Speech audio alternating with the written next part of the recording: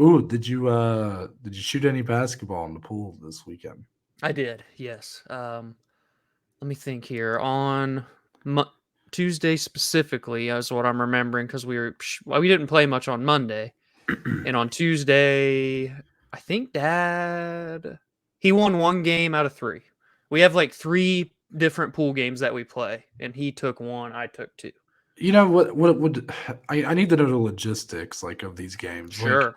because I remember playing a lot of pool basketball with some of the guys I hung out with in high school, and they were very physical games. I mean, it's hard Hmm. not to be because you're swimming. Yeah. Like Right. you kind of have to get physical. I remember like we were allowing you to kind of grab guys and go for blocks or try to grab a guy to like dunk over him and stuff. I mean, they got pretty physical, Dom. There were Yeah. fights had. There were that hoop was broken by one of our friends because he got so mad at me for just balling up on him.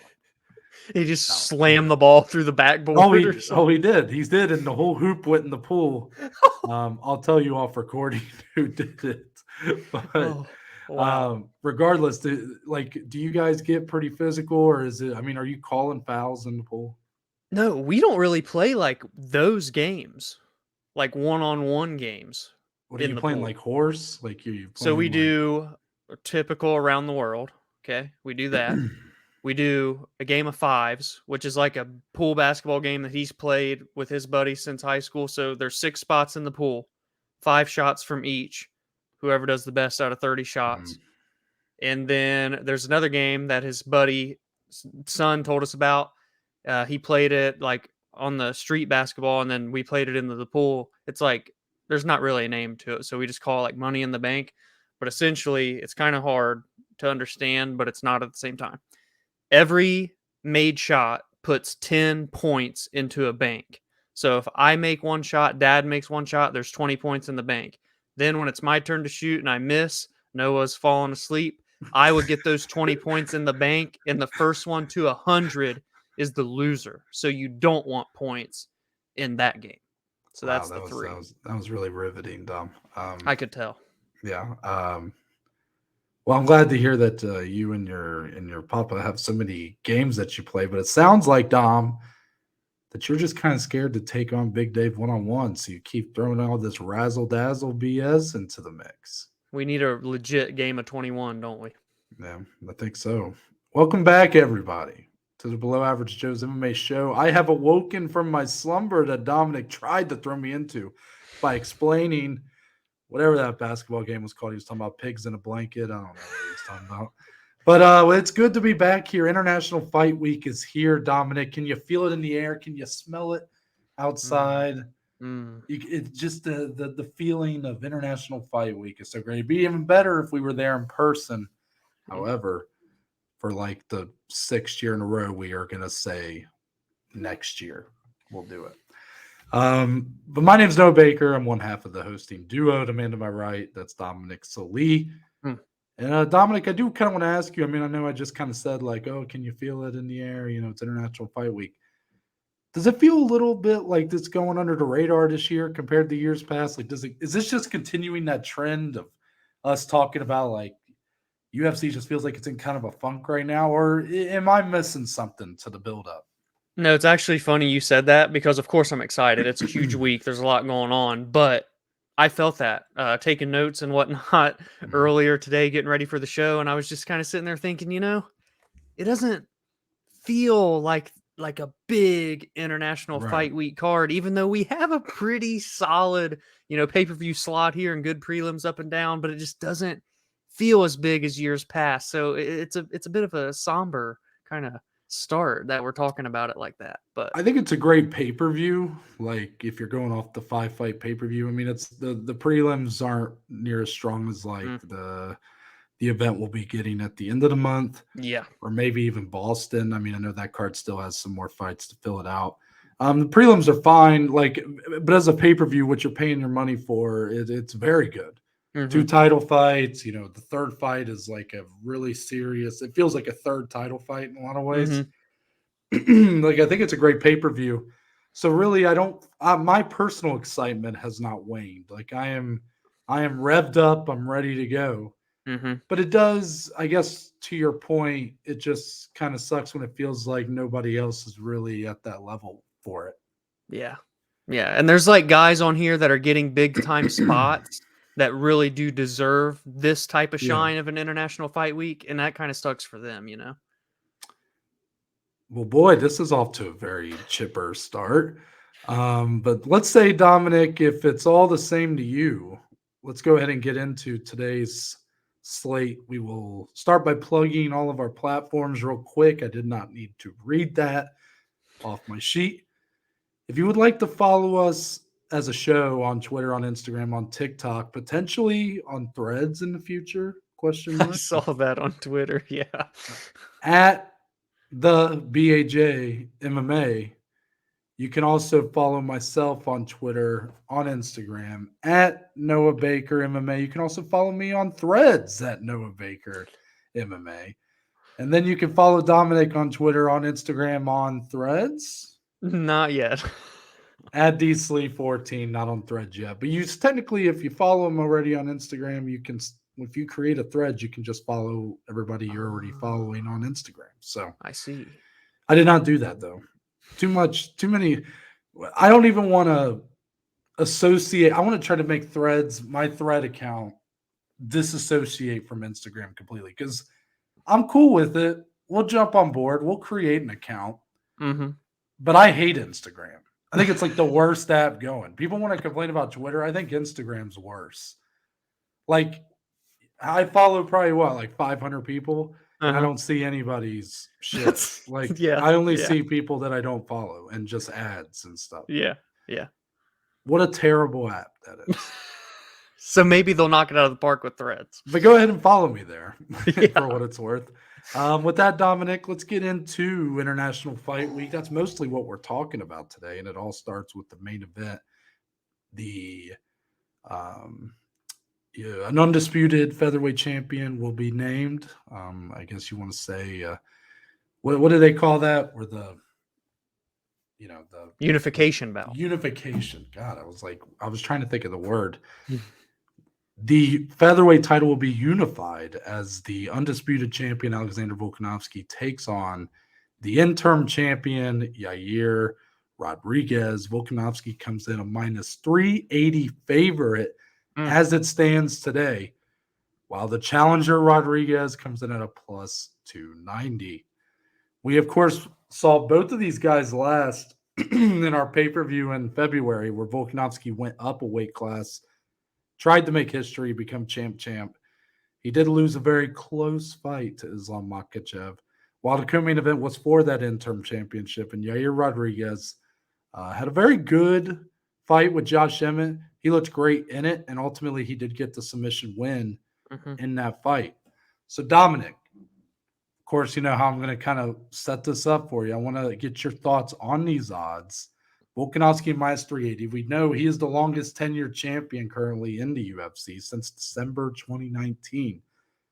And it seems like as time has gone on, he's only gotten better. I mean, you look at some of these wins. The last Max Holloway fight, the Brian Ortega fight, the Korean Zombie fight. Like, these are dominant wins for Alexander Volkanovski. And yet, I do hear a lot of people, even if the odds don't tell you it, trying to convince everybody why Yair Rodriguez as this plucky underdog pick.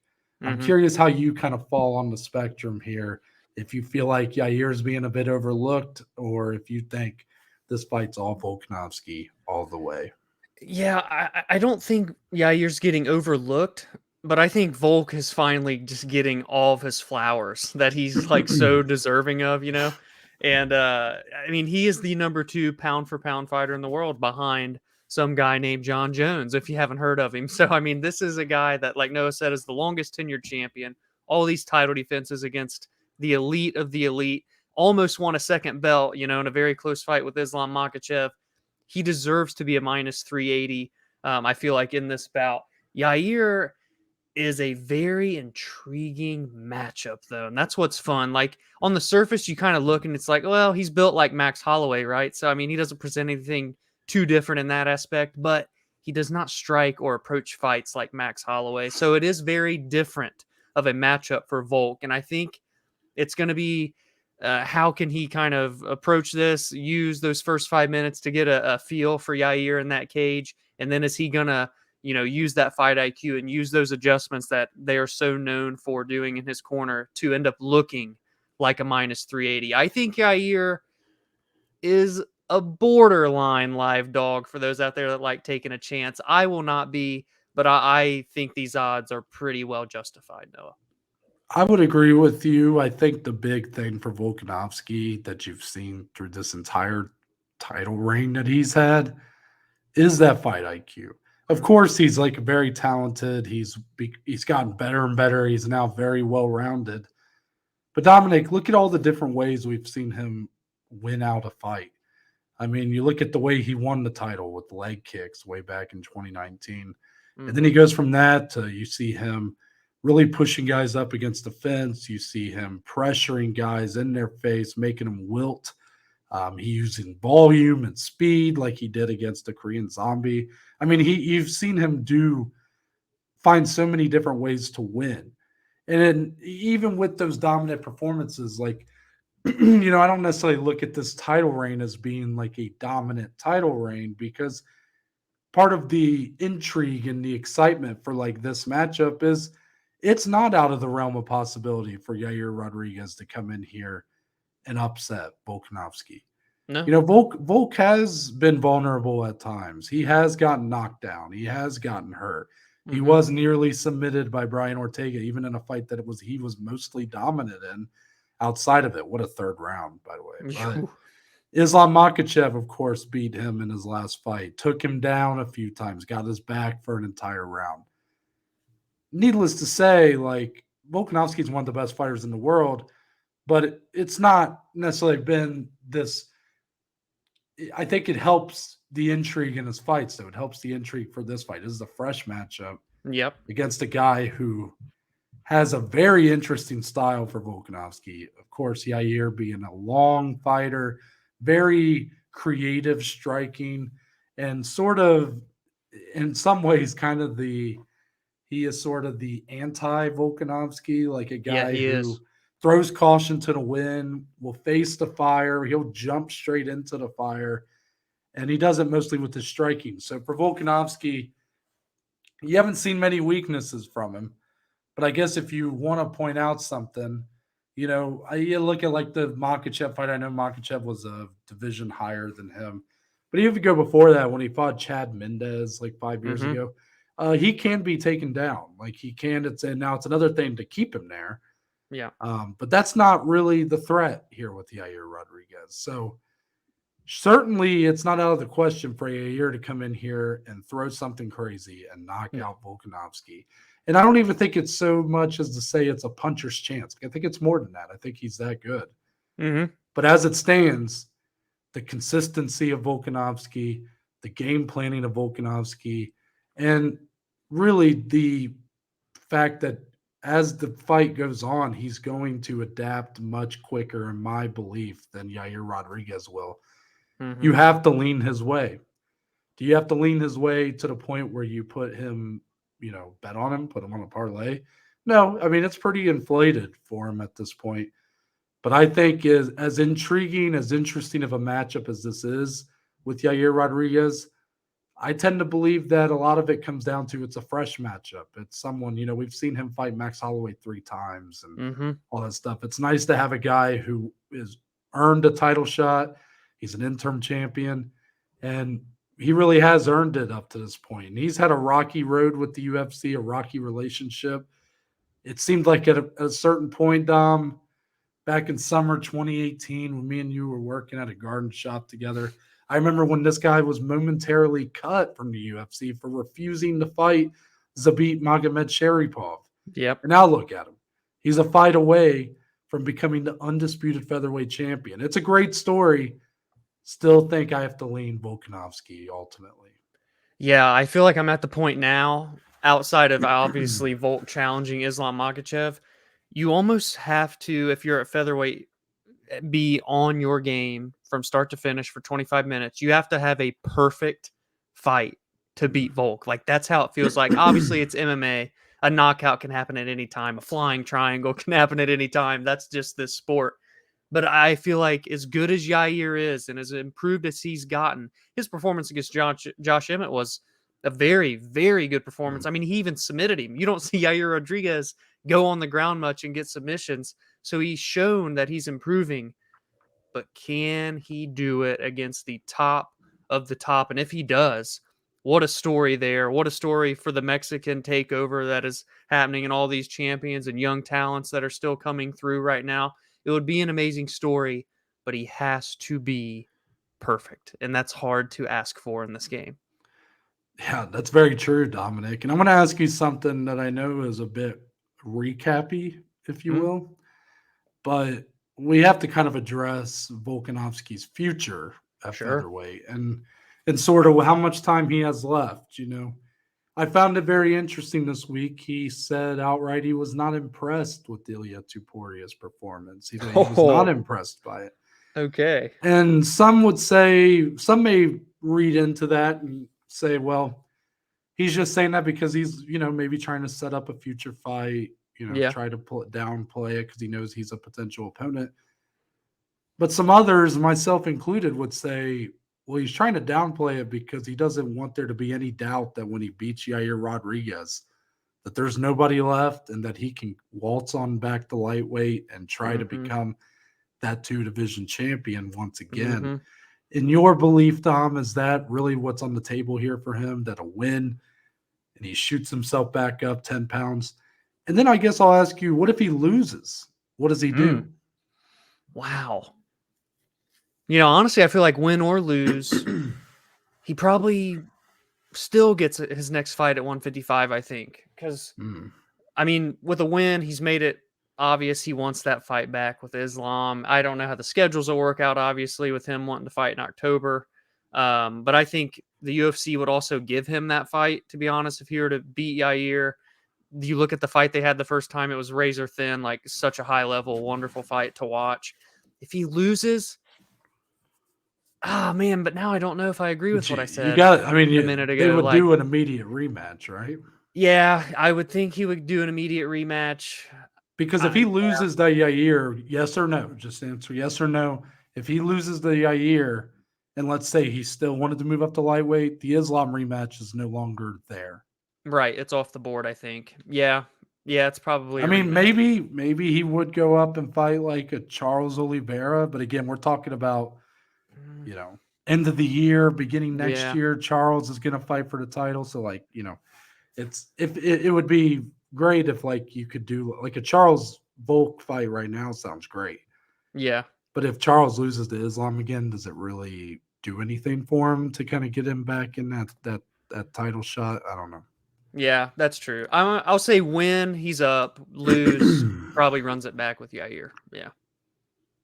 And then if he were to win, he would. And honestly, if he lost, he might just call it a career right there. 34 now. 34 years old. We're reaching that 35 threshold, Dom. Yep, you're He's right. only just a few months, actually, like a month or two away, I think, from September being 35. So he's kind of in the perfect spot right now where he can still win, because we all know that unless you're Tyron Woodley, you ain't holding that belt past the age of 35. No, I know.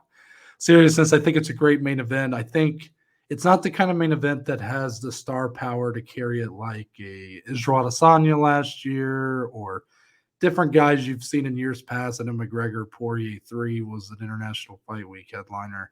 Or if they could have got John on the card or something. Yeah, but I think overall it's just I think it's a fight for the hardcores. I think it's just a very legitimate 1 versus 2 type title fight right now, and I think that's all you can ask for. Dude, I'm actually glad you just said that, because I feel like it's a perfect segue to the co-main, because I feel the same exact way about the co-main and where the two guys are. I like to hear that. Let's talk about that co-main event, Dominic, where Brandon Moreno, the assassin baby, has finally slayed the beast, metaphorically speaking, that was Davison Figueiredo, the boogeyman of the flyweight division. No longer. It only took him 4 fights to do it, the most we've ever seen 2 guys go head-to-head in a single division. in MMA history. Yeah. Regardless, Moreno is your champion now. He comes in at a minus 200. And Dominic, there's a great story here because he just slayed the beast, right? Davis and Figueiredo, the boogeyman. Those two guys couldn't get rid of each other. They fought for the better part of the entire time of COVID, basically. Yeah. Pretty sure President Biden watched the fourth fight, and the next day he was like, all right, COVID's over. He's like, because this series is over. It's lasted as long as the whole damn pandemic. It really did. So now he's looking to kind of build that title reign like he tried to do before Davison, of course, snatched it right back. And instead of trying to take on a boogeyman, he's going to take on kind of a personal boogeyman. Not just a divisional boogeyman.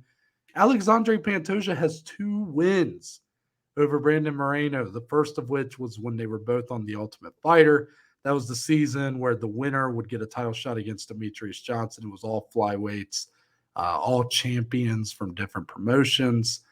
Brandon Moreno, of course, very young at the time, as was Pantoja, but he's like 4 years older, I think. So Pantoja beats him in the house in the quarterfinals.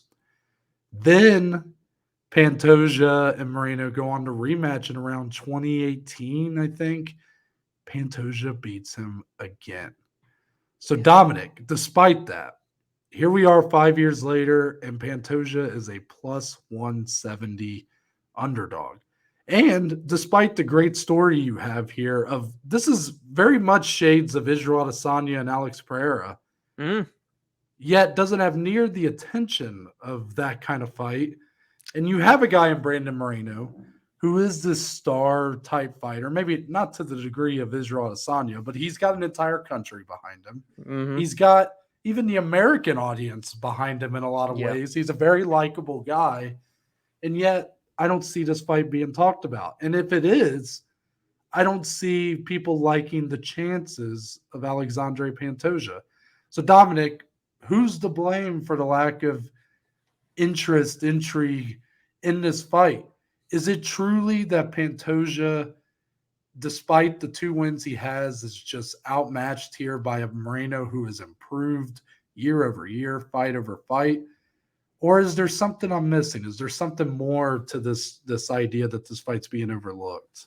Yeah, unfortunately, it's because just both guys have to weigh in on Friday morning at 125 pounds, and no one cares about 125-pound fighters. I feel like that's the biggest thing. And I feel like a lot of people don't understand how good Pantoja is. I mean, we've been talking about him really for the length of this podcast, and that's really been his rise, winning 4 out of his last 5, 3 in a row, 2 by finish. I mean, the dude is on an absolute tear right now. Yeah, they fought 5 and 7 years ago, respectively, but Pantoja won both. The second fight between them, he sent Moreno to LFA for a fight. I mean, Brandon got released from the company here. So, I mean, you want to talk about storylines, you can add that into the mix too. I mean, this is everything you want in terms of a fight that I feel like can really represent the flyweights here. And it's not getting the love it deserves. And I feel like we always say that about any flyweight fight, but it's a shame here when you have such a great, likable character and a champion in Pantoja and a guy that is in his absolute prime right now, is peaking at the right time in Pantoja to try and get his first UFC title shot and obviously his first UFC title wrapped around his waist. I know we love everything about this fight, and I hope if there's people listening or watching that didn't seem to care about this, you need to. This is a very, very good fight. The storylines are there. It's high level. As I said with Noah segueing into this, it's 2 guys in their prime that are fighting at the right time. Again, it's a champion versus number 2. There's someone that didn't sneak in, an undeserved title shot, if you will. There's none of that here. It's everything you want of a high-level mixed martial arts fight, and I think that's what we're going to get. I know I don't necessarily hate a minus 200 line for Moreno, but this feels like I damn near a pick 'em to me. This is a tough fight for me to kind of sway myself. Man, so it feels like a pick 'em, but you don't hate the minus 200? Like, I understand why that's the line, but me, no way. Because to me, if I really felt like this fight was a pick 'em, I'm jumping on Pantoja. Like at plus 170, like a dog, he has 2 wins. Yeah. Like 2 wins over the guy, and he's still an underdog, and I feel like it's a pretty even fight. Like, come on. Yeah. So, but I guess I get your point. what I'll say here on behalf of Pantoja is I went back and watched kind of this run he's been on last night. I was doing some tape study, Dom, just like we used to do back in high school football, just like cranking out the tapes. Yeah. And what was very obvious was when you look at that first fight with Moreno, Pantoja had an elite skill set, but limited skill set.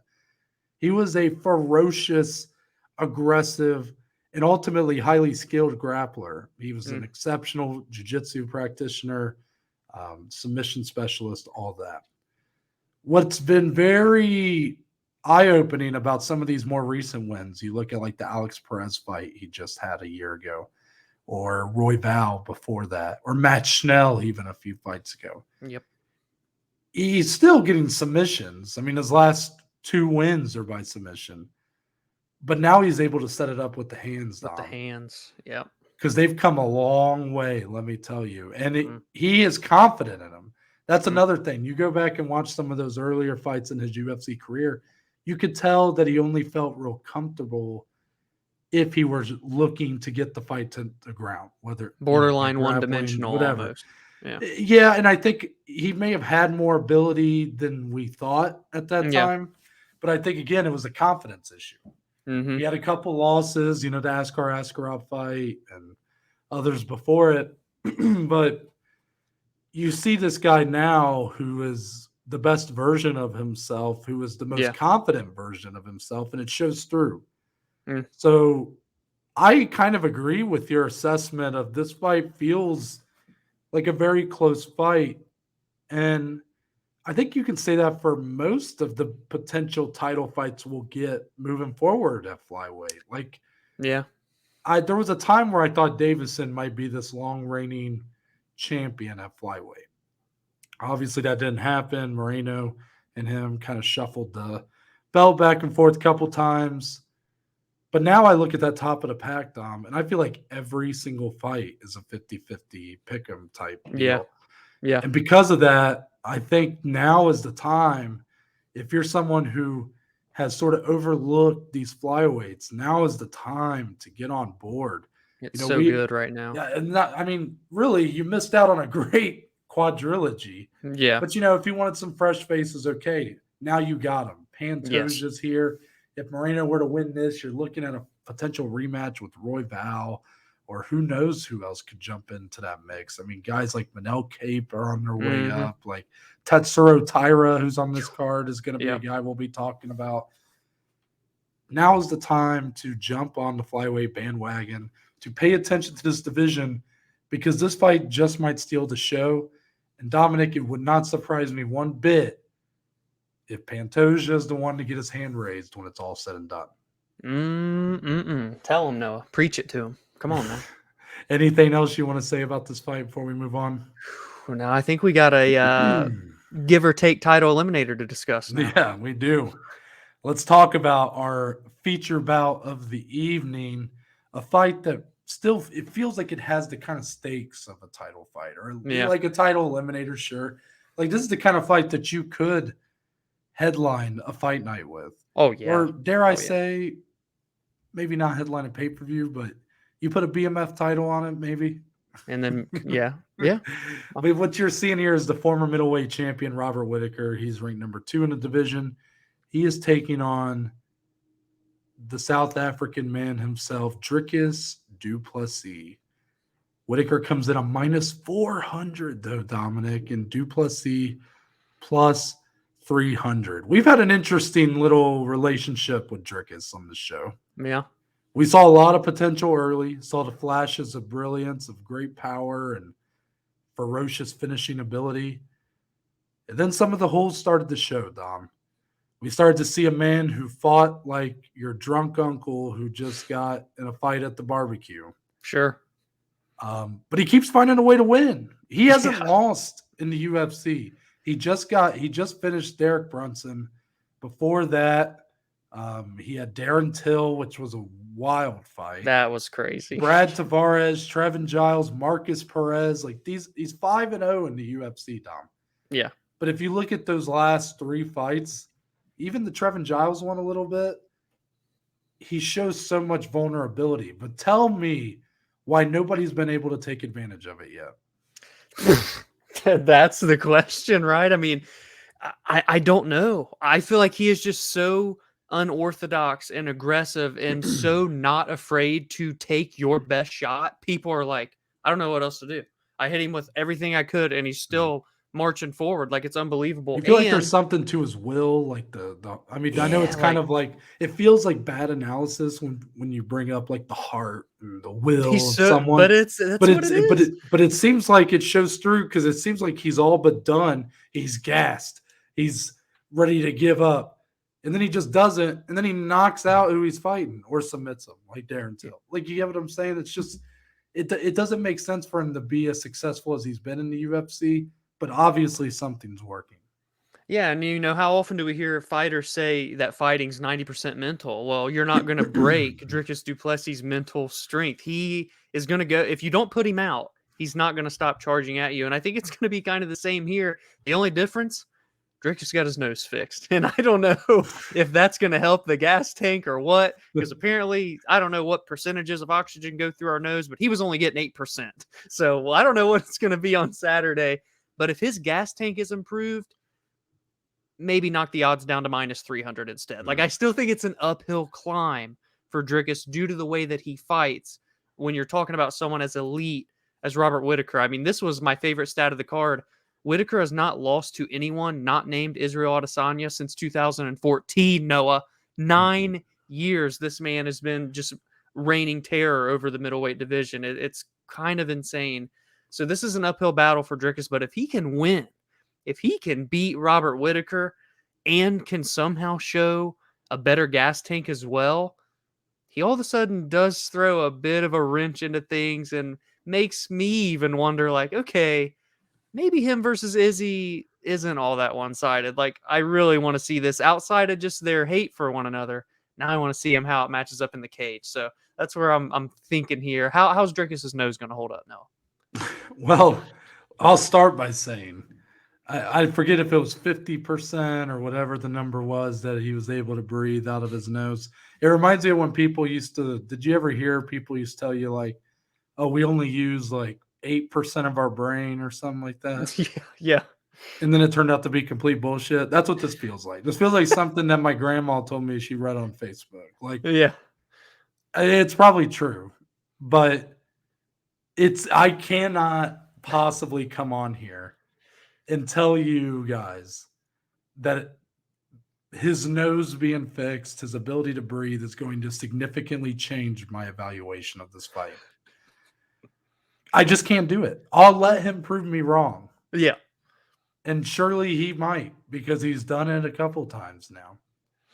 But Dominic, Robert Whittaker is really that dude in this division. Yeah. He is the guy not named Israel Adesanya. You just gave out that great stat.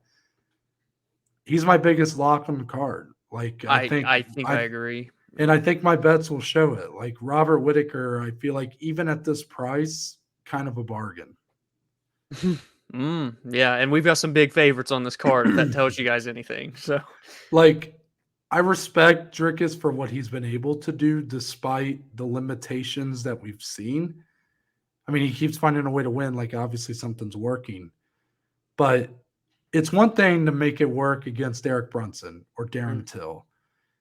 Now you're going up against Robert Whittaker, the epitome of consistency and a guy who will really just keep it on you until the bell rings in the final round. Like, he's not going to play those games. yeah. But I will say there is an interesting dynamic to this fight where motivation maybe comes into account.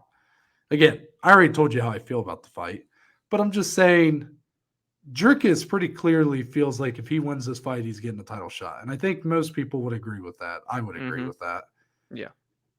So this guy kind of looks at this as like, this is my time. He's been very active, much more active than Robert Whittaker has been. And he's been doing that for a reason. He's gotten to this point. He's gotten so close to that finish line, Dom, despite the weird looking performances and the sloppy looking technique and all this stuff. He has done it. He's beaten the guys to earn this Yep. title eliminator. A lot of people thought he should have just gotten the title fight outright after he beat Mm. Brunson. Yeah. However, he's got to get through one of the toughest guys to beat in this division, who, with a win, potentially could look at a third shot at Israel Adesanya, but would have to turn around in 2 months to do so. Yeah. And I think we all know Whittaker, I believe, turned down an opportunity to fight Izzy a second time due to the like Not enough not enough preparation. Yeah. preparation time. So for him to take that third attempt and likely his last one Yeah. on that shorter notice, I find hard to believe. So there is an interesting dynamic when it comes to the motivation here. Sure. Dare I say? Yeah. Yeah. I think, should Rob win here?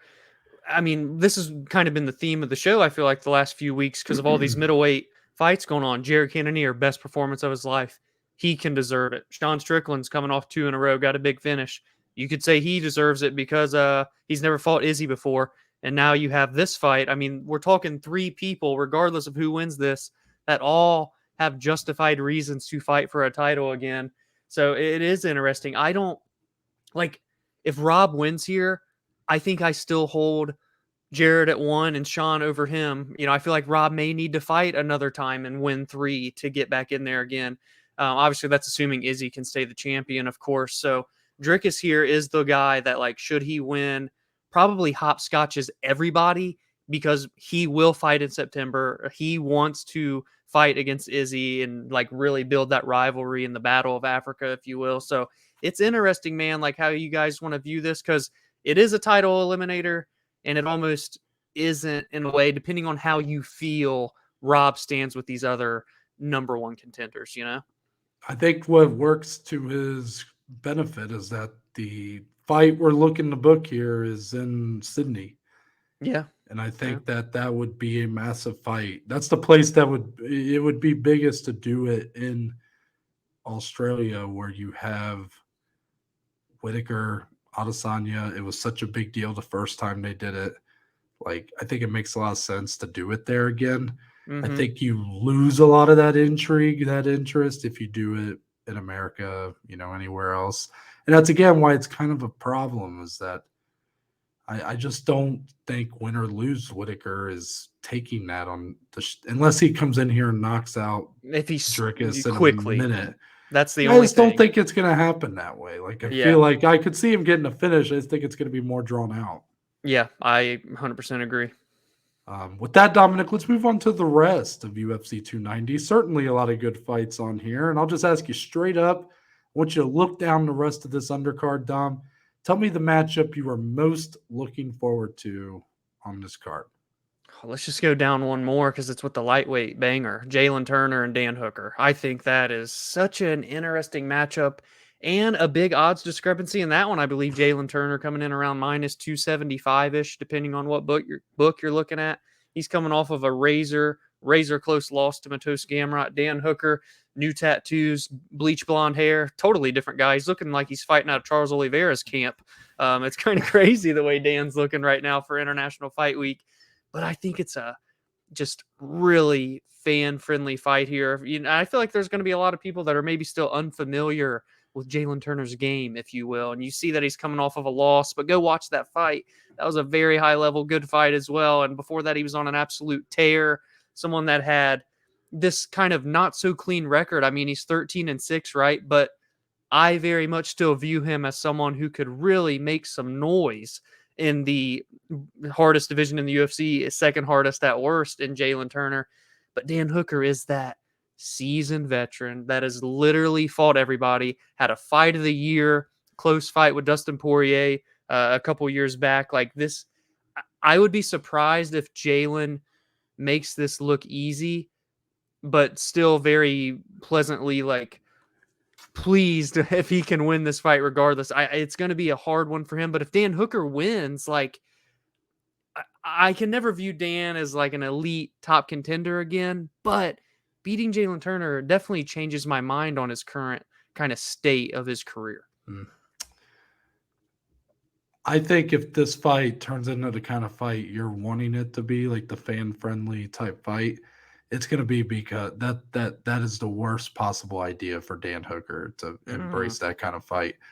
What's one thing that Dan Hooker's usually had an advantage over his opponents in? The It'd be the reach. length and size. Yep. Jalin Turner, 77-inch reach. Dan Hooker, Yeah. 75 and a half. Yeah. If this fight stays standing, Dom, I think Jalin Turner smashes Dan Hooker, if I'm being honest with you. However, we have seen Dan Hooker embrace a wrestling game a few times. That's true. That's true. And if there is a weakness to Jalin Turner, it is when he can get taken down. And even though he's not bad on his back, but like it's definitely not where he wants to be. So could I see Dan Hooker really turn it into Dan Hookamadov? Yes, I could. But I don't think that would be to the benefit of the fans watching. I don't think that would necessarily make for the most exciting fight.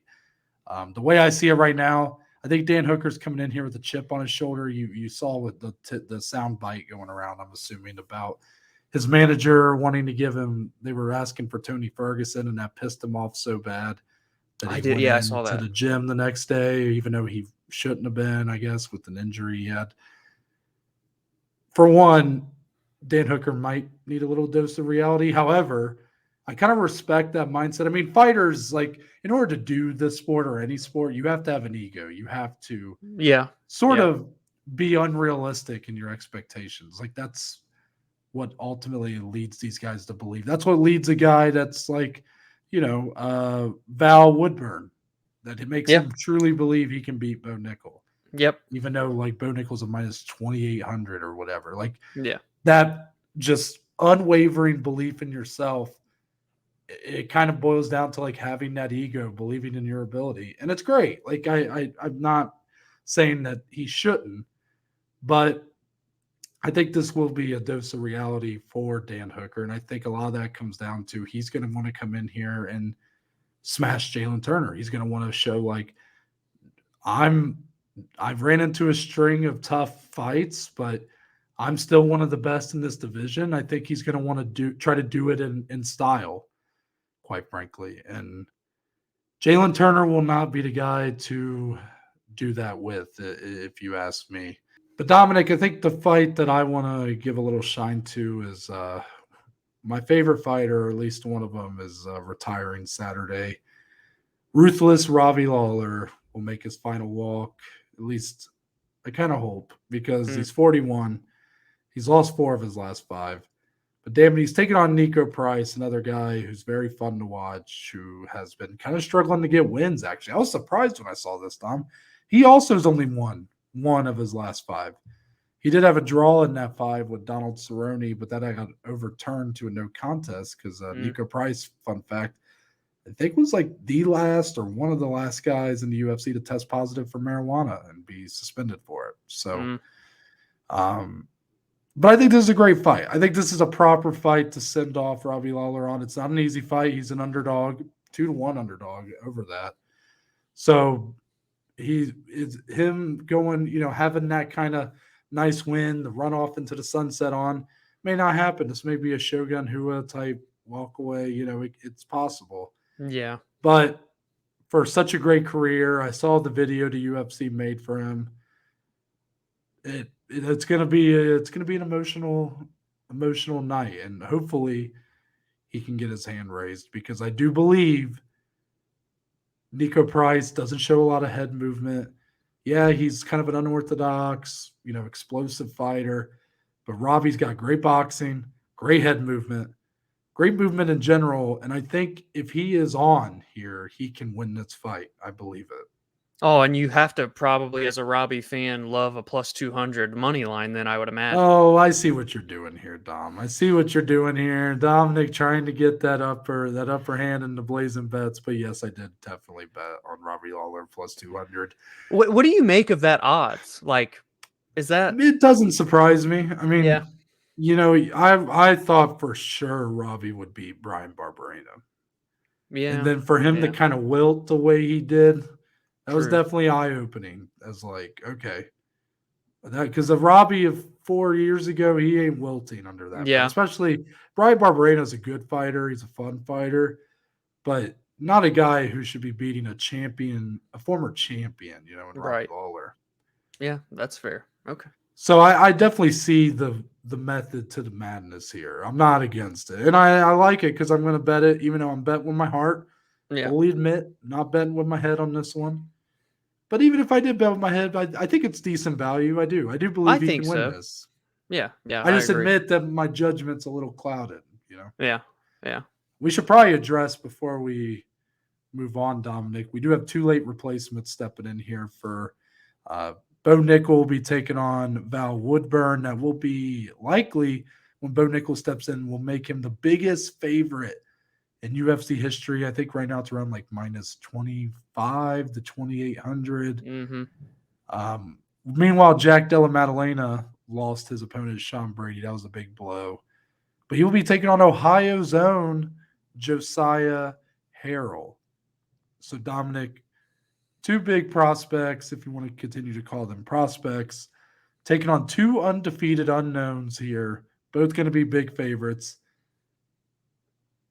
Not sure what we'll really learn from either one of these fights, but I guess for Josiah Harrell, I hope he shows up, shows out. Ohio, baby. But Dominic, Bo Nickal, anything you want to talk about either one of those two guys before we move on? I mean, yeah, the stage is set for both these guys to obviously get a short notice win. You look at the odds and it says that. I mean, for the Woodburn one, especially, like, swing and bang, brother. I mean, go in. I won't Try blame and land a big anybody for shot. putting money on Woodburn here. Like, I would Plus not blame 1,200, anybody. man.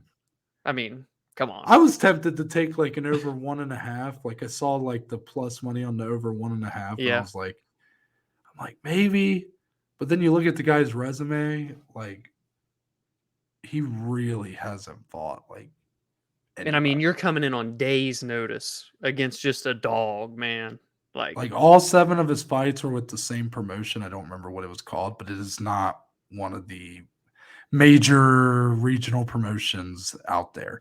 At least with Josiah Harrell, like he's fought for like LFA, he's fought for Cage Fury.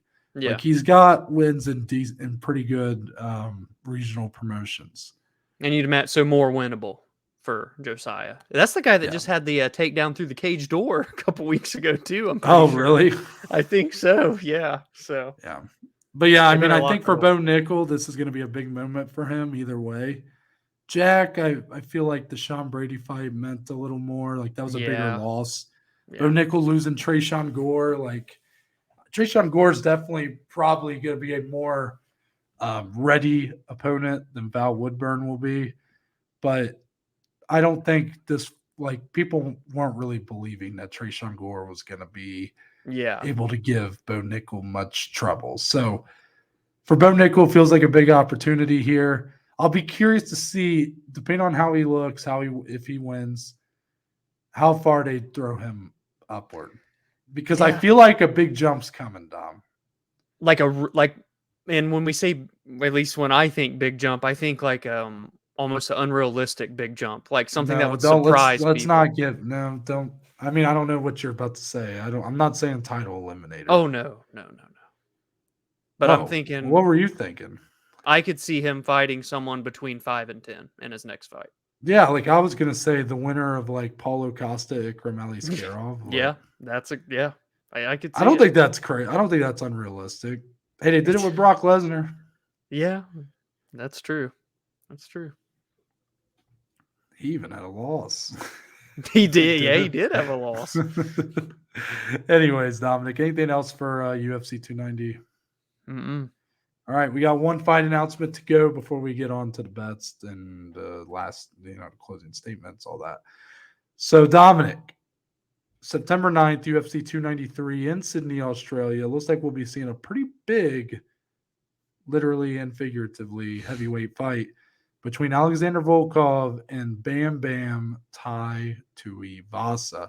This will be an interesting dynamic in the cage because we know Alexander Volkov, one of the tallest, lankiest heavyweights, while Tai Tuivasa, the opposite, one of the stoutest heavyweights. So this will be an interesting.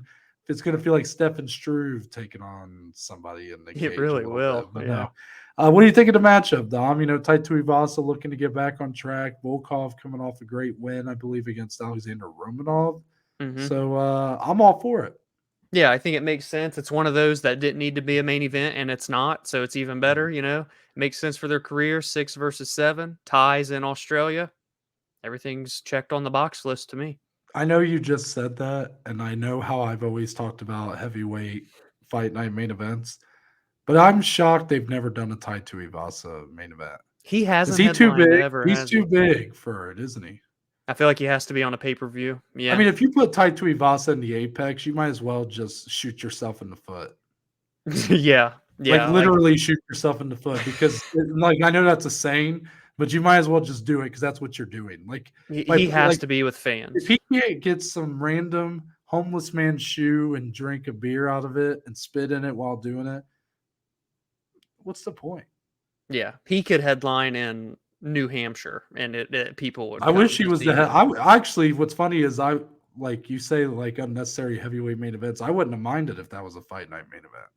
Because Ty getting his Well, because Ty, but I mean, Volkov did look really good in his last fight. Now I know yeah, we've ran into this with Volkov a few times where I you start to know. believe in him and then he kind of disappoints a little bit. But this is the kind of matchup where I could see him looking really good. Yeah, this is actually going to be interesting to see how Ty can deal with that size and like the reach. Can he get to Volkov? Yeah, Because if not, like Alexander might just pick him apart from range.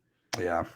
With that, let's move on to Blazin Bets, the series that's been going on for about 8 weeks now. I am up 5-3 in the series. I got a big win last week. Shout out Hmm. Sean Strickland.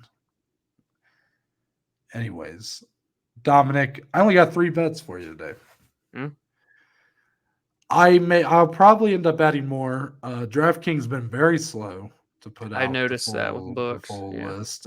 Just adding more insult to the injury where we were talking about in the beginning of it not feeling like an international fight week because it's one of the biggest pay-per-views of the year and we're not getting full Yeah. props and stuff till Thursday evening. Like Mm. that's weird. So 3 Robbie Lawler money line plus 200. Of course, I had to take it. 2-unit parlay plus 104, and Dominic, I may even add a couple more units to it.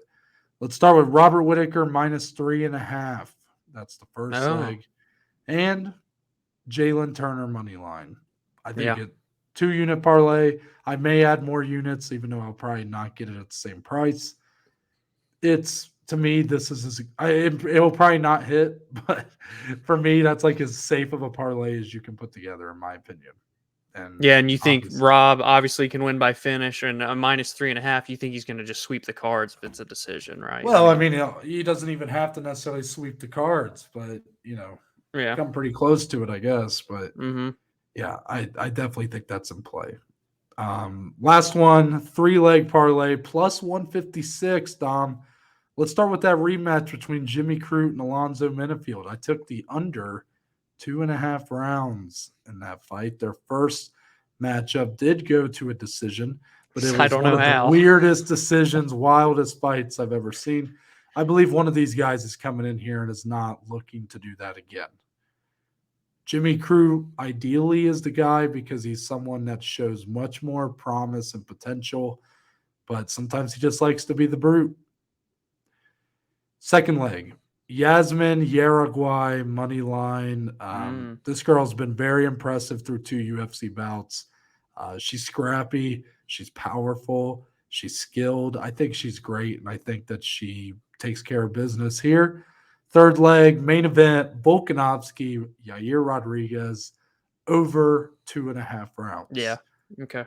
I was shocked that actually the price I got it at, I think it was like a minus 290 or something for that leg.